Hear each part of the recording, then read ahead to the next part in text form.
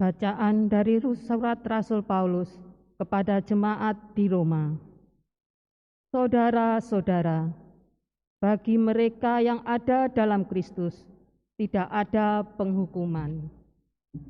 Roh yang memberi hidup telah memerdekakan kalian dalam Kristus dari hukum dosa dan hukum maut.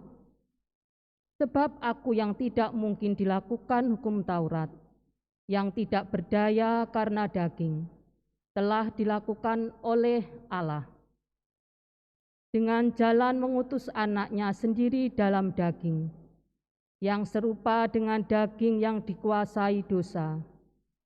Allah telah menjatuhkan hukuman atas dosa di dalam daging, agar tuntutan hukum Taurat digenapi dalam diri kita.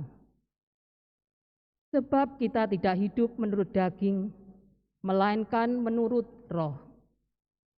Sebab mereka yang hidup menurut daging memikirkan hal-hal yang dari daging, tetapi mereka yang hidup menurut Roh memikirkan hal-hal yang dari Roh. Keinginan daging ialah maut, tetapi keinginan Roh ialah hidup dan damai sejahtera.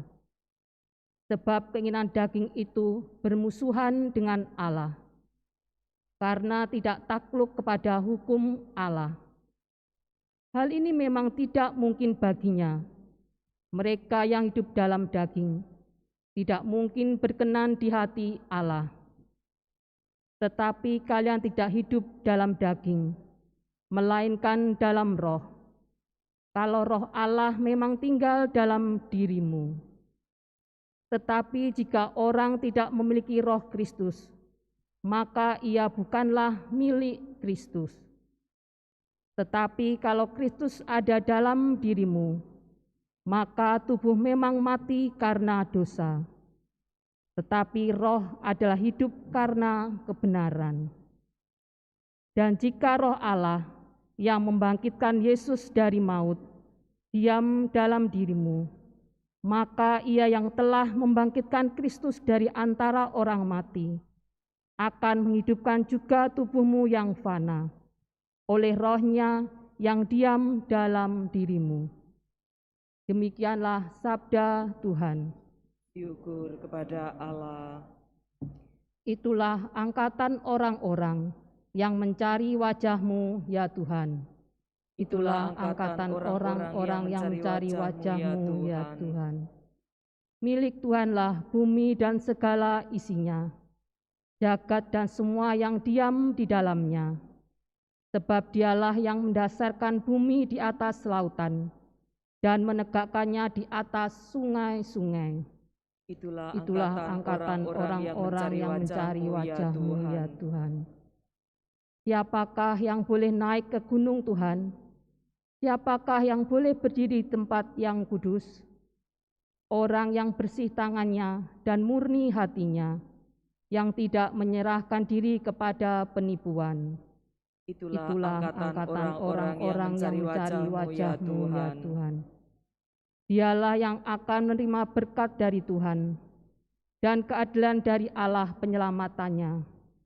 Itulah angkatan orang-orang yang mencari Tuhan, yang mencari wajah-Mu, ya Allah Yakub. Itulah angkatan orang-orang yang mencari wajah-Mu, ya Tuhan. Haleluya, haleluya, haleluya. Haleluya, haleluya, haleluya.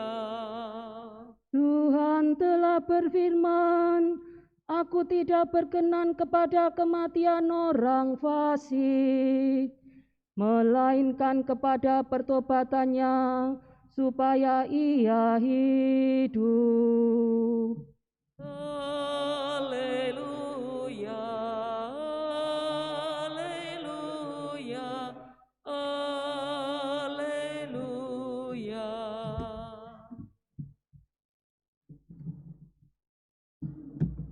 Tuhan bersamamu Dan bersama rohmu. Inilah Injil suci menurut Lukas. Dimuliakanlah Tuhan.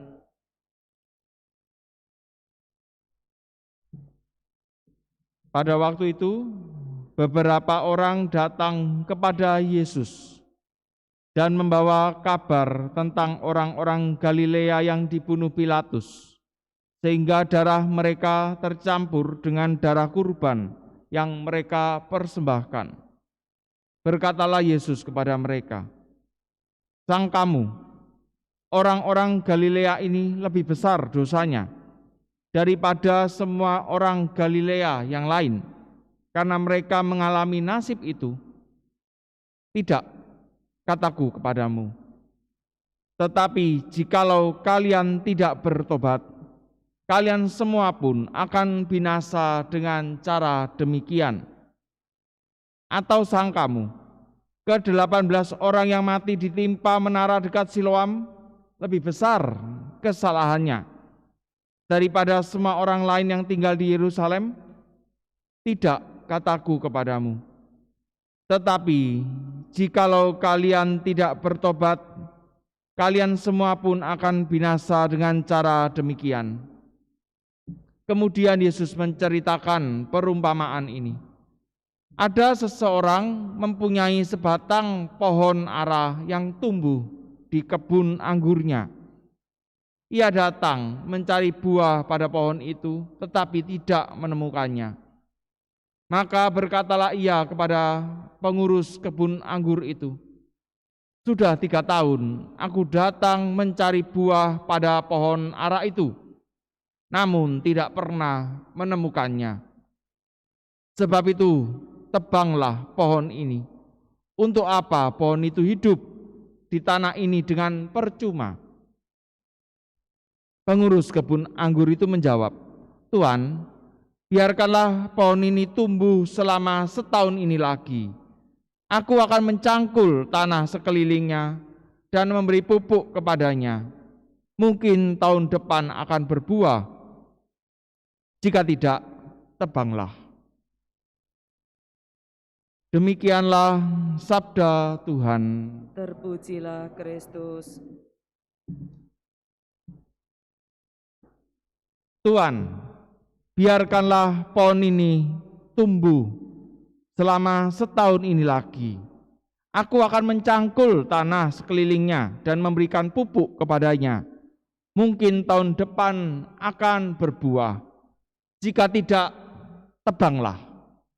Saudara-saudari yang terkasih dalam Kristus, Tuhan selalu berikan kesempatan kepada kita untuk bertobat dan menghasilkan buah-buah iman. Apakah kita mau untuk memanfaatkan kesempatan dan belas kasih Tuhan yang Tuhan berikan itu atau tidak? Pilihannya ada dalam diri kita sendiri. Kita mau atau tidak untuk memanfaatkan kesempatan tadi.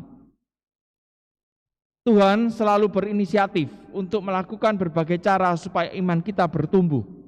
Ada ekaristi setiap hari, ada devosi yang bisa kita lakukan dimanapun kita berada, ada sakramen tobat yang bisa kita terima setiap saat. Dan dari pihak kita sendiri dituntut adalah kita harus dengan tekun dan setia untuk menerima sakramen-sakramen tadi, sehingga dengan demikian belas kasih dan kerahiman Allah tidak sia-sia, tapi bisa membuat kita menghasilkan buah-buah iman dan membawa kita kepada kehidupan kekal.